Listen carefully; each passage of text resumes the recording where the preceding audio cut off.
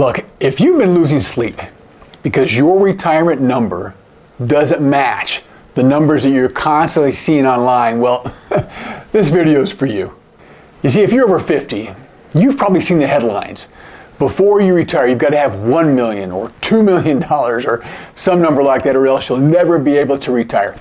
You know, hearing numbers like that and then thinking about your own savings number can really mess with your confidence. You see, here's the truth. Most of those numbers are not about you. Those numbers are averages. They include this huge gamut of people when they retire, some self-reported, some not self-reported. Really, the only number that matters is how much you're going to spend in retirement. So today, we're going to help you figure out what that number is, what you'll realistically need in retirement, so that you'll be able to get ready for it and plan for it without living in so much fear. So look, if you remember just one line from this entire video, it's this: retirement is a cash flow number. And that's what we're going to talk about in this video. So let's define retirement. Retirement is income in versus expenses out, and do I have enough left over? That's that cash flow number we just talked about. You could be 62 years old, 65 years old, or for a lot of us, our full retirement age of 67, and not being able to retire. On the other hand, you could be 55, and as long as you have enough cash flow to cover your expenses, go for it. Go ahead and retire. You see, the thing that's faking everybody out, people obsess over their net worth, right? Showing all the things that they own, the assets they have. But you know what? Again, the only number that matters is cash flow. So net worth is bragging rights, but cash flow is freedom. So here we go. Let's stop guessing. Let me give you the 3-lane model so that you can make the decision on what number you have to have before you can retire. So let's talk about this 3-lane framework to help you decide on what your retirement number is.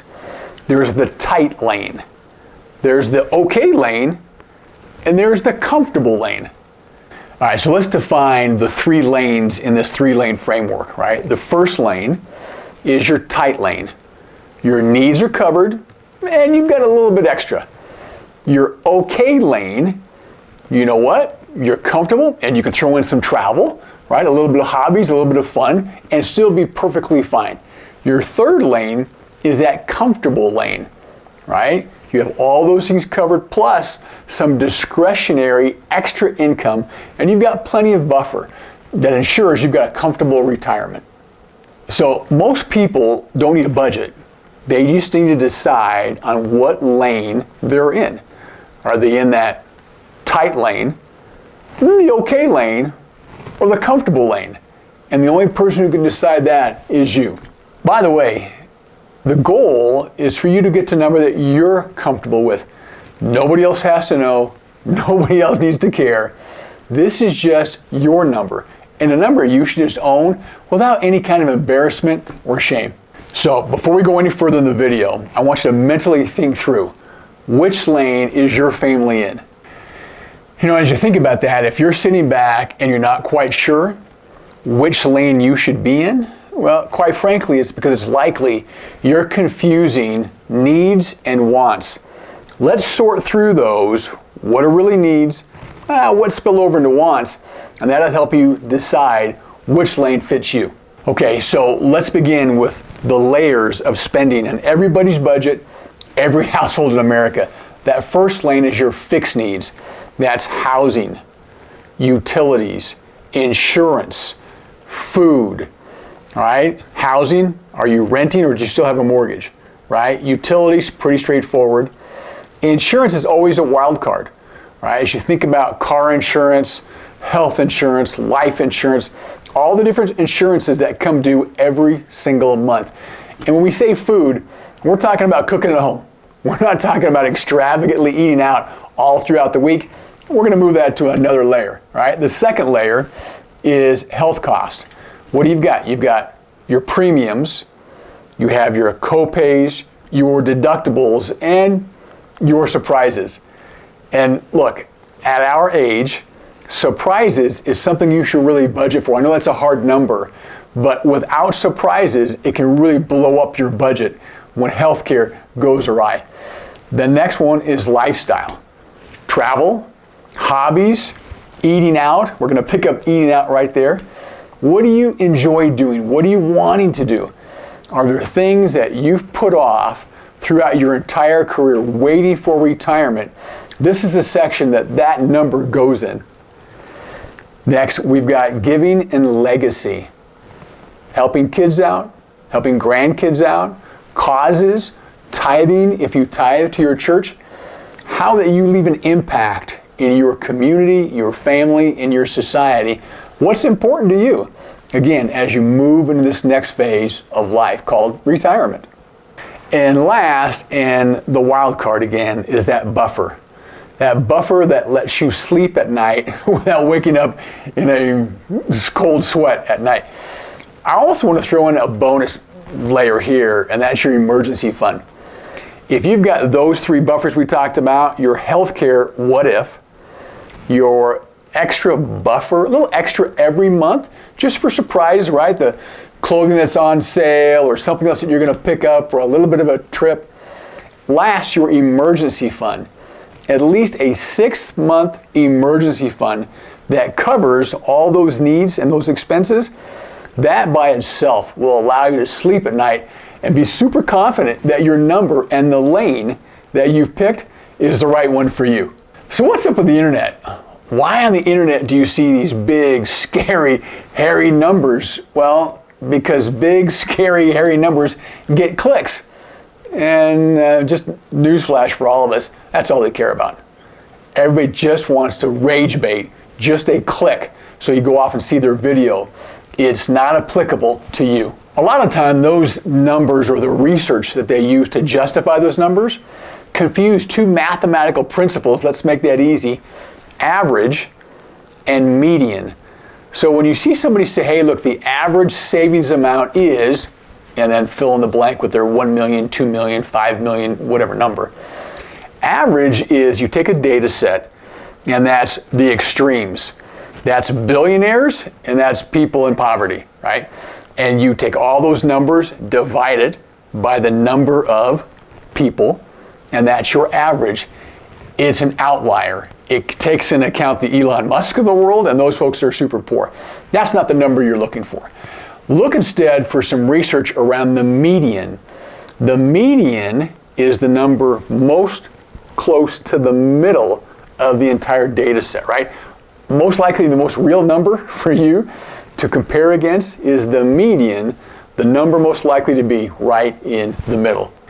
So look, don't build your life, your retirement, your hopes and your dreams around the spending that ropes in billionaires. It doesn't work, and you don't have to get stressed out by including those numbers in the first place.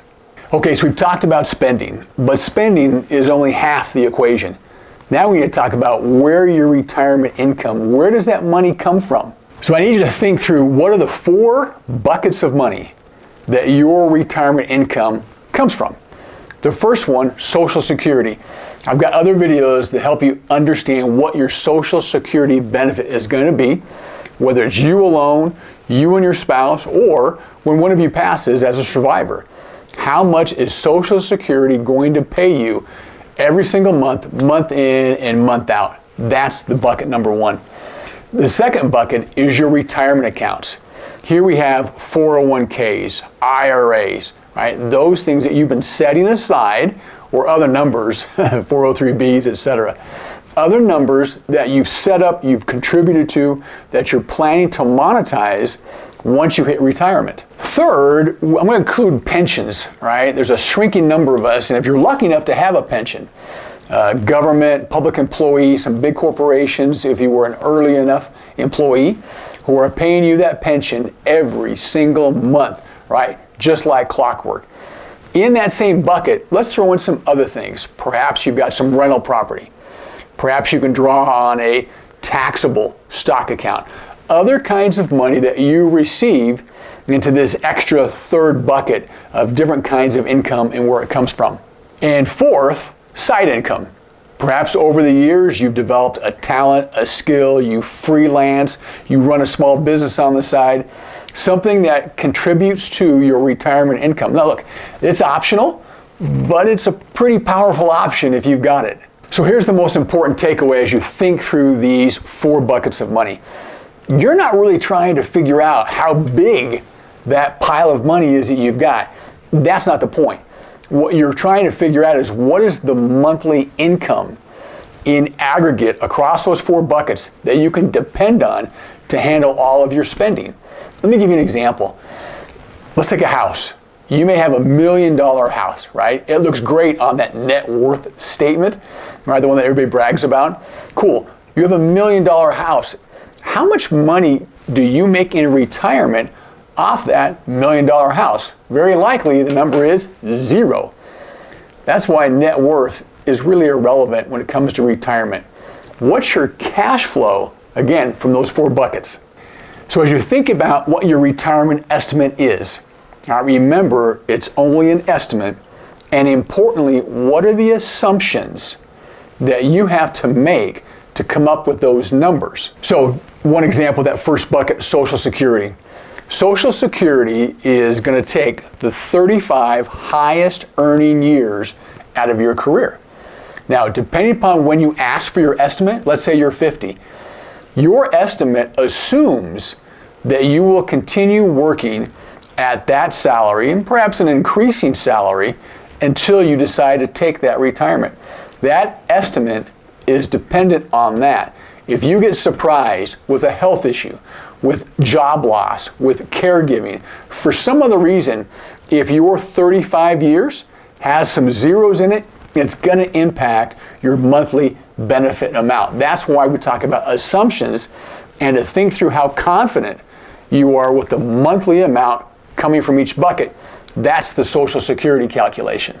Now, when you think about your 401k, your retirement account, your IRA, all right, again, how much are you going to withdraw? How much can you withdraw? And do your assumptions assume that you continue to make contributions through today's date up to retirement? If you assume the best of all possible worlds, you may want to think twice about that. Check your assumptions, and you may want to dial that back to have some buffer or confidence in your assumptions. Same thing when it comes to pensions, rentals, or other kinds of revenue. Let's take rentals, for example. Rentals are a great way to receive extra money. There are some surprises. What about vacancy? What about a new roof? What about a new plumbing system? All right, you've got to allow for surprises in your life so you don't stress your retirement income number. All right, this is where that 4th bucket comes in. That side, not really hustle, but side business. You're freelancing, you've got a small business, something on the side.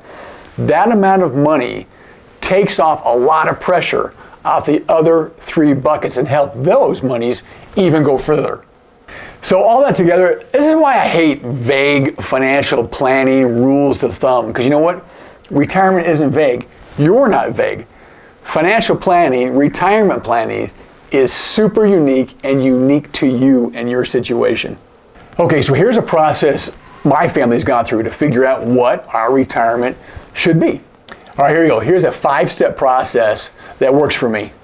First, write down your monthly fixed needs. And we talked about that earlier. What are the fixed expenses every single month that you have to cut a check for? Second, now add in a health care, right, what if placeholder, right? You're going to have to make some estimates, look at your previous experience, what your current health is, but make sure you put a number in there as a buffer. Next, let's talk about lifestyle items that you really care about. We're back to that hobby. We're back to travel, right? We're back to how you want to be in the community. Again, you've worked incredibly hard your entire life to get to this point. I guarantee you have dreams, hopes, desires, things on that famous bucket list. Put some of those numbers in there and see how they affect your monthly spend. Next, add a buffer. That's that emergency fund we talked about, 6 months of the ability to cover your needs. A little extra every single month. That will allow you to absorb the shock of surprises. It happens in everybody's life. It happens to everybody's budget. Now, take all those numbers, add them up, and compare them to the cash flow that you're going to get from your buckets all together. Look at those two numbers side by side. Look, at this point, you don't need precision, but what you need is a number you can defend and you can trust, right? As you and your partner, you and your spouse, perhaps you and your kids, talk about these numbers and think through the reality, right? You got to be able to defend that spend number. Okay, so now the big deal. What if those numbers don't work? It's okay, don't panic, right? You have levers you can pull and you have time because gratefully you're on top of it and you're planning. So we have 3 levers you can pull. First is that spending lever. Can you go through that spend and reduce 5 to 10% of your monthly expenditures? What about a timing lever? All right, if you need to, defer retirement by 1-2 years. All right, you can also put off when you take your Social Security benefit.